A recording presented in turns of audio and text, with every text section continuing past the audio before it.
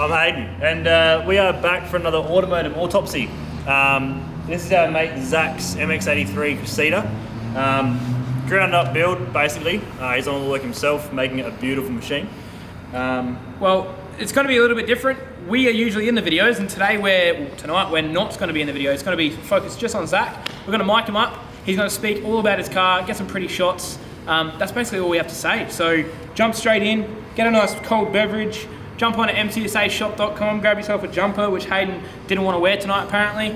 We also got shirts and stickers, so check that out. Let's go. Let's do it. How's it going, guys? My name's Zac. Behind me is my MX83 Cressida, 1J swapped.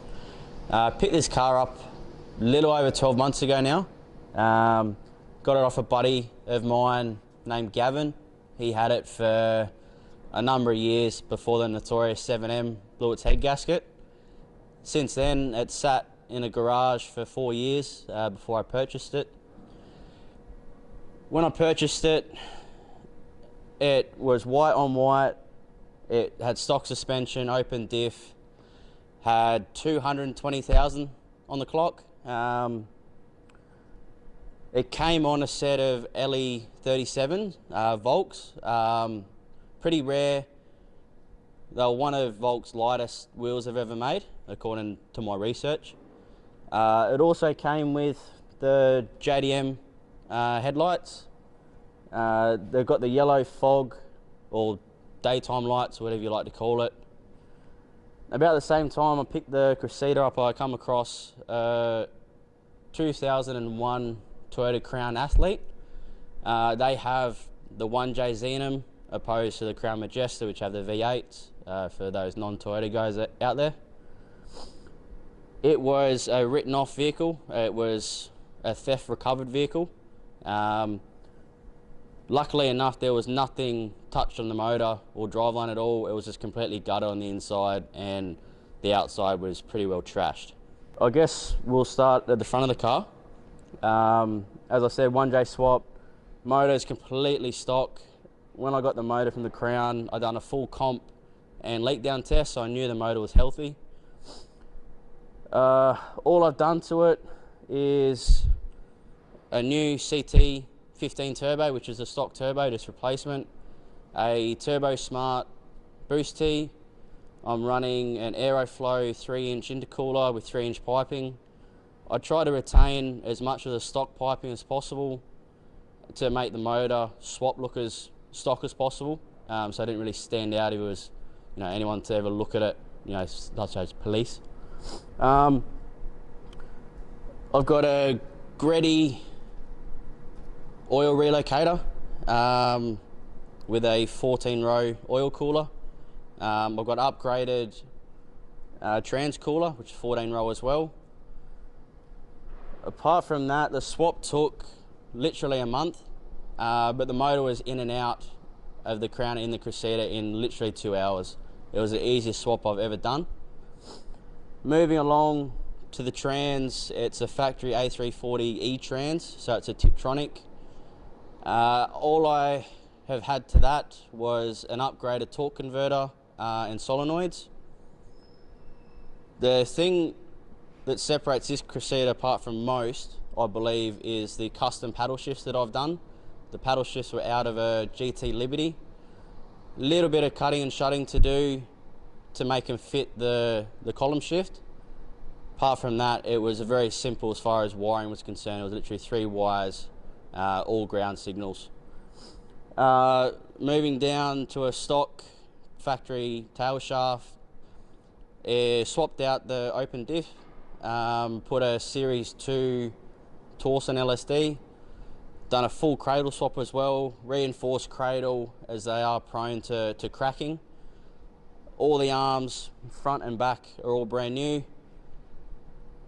Also done a 3-inch full stainless exhaust setup just to a muffler, and a bit of a wanky tip. Obviously, it's what these JDM cars are all about. People don't see them very often, so they're going to catch the eye of people. But obviously, you want those JDM kind of mods on there as well, which obviously people go, what the F.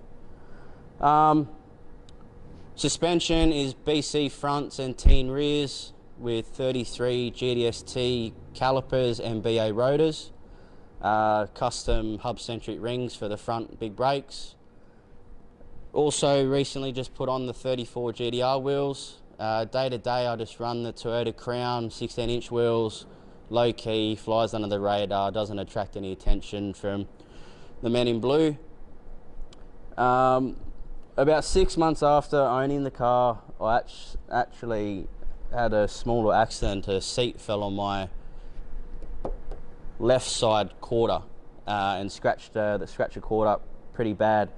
So I decided, why not? Let's do a full respray. The only other thing, when I picked up the car, I did have a small little bit of hail damage, which always bugged me. I'm so OCD. So that was the other thing which convinced me to do the full respray. The silver is a BMW silver. It's off an M2 BMW. And then just the factory Cressida white. Apart from that, I've managed to get my hands on a couple of factory options. Obviously you've got the Federation badge at the front. Just put on a window bender just to make the car look a little bit more slick. Obviously they were designed to be a taxi cab in Japan. That's what the Cressidas were for back in the 80s. So it looks like it shortens the roof a little bit. Got the weather shields on. I also swapped the exterior trims, which run along the doors, to the S2s, just because they're a bit more bulky, unlike the Series 1s, which are flat. I did chuck on some underglow, just purely weight factor. I had a spare $40, and I got a good mate at J-Car, which hooked me up. He also hooked me up with all the wiring that I needed, fuses, relays, to do the swap. Moving on to the interior, it's a factory blue interior, super clean. Managed to get my hands on the factory option cup holders, which are really rare to get my hands on these days. I do want to get my hands on the laced oilies. I love the look of them, and again, just full wank factor, old school Japanese cars. I love them. I do want to get a JZX81 digital dash conversion. Not really happy with the analog that it's got in it at the moment. Yeah, and custom plates, 7JZ GTE is what I went for.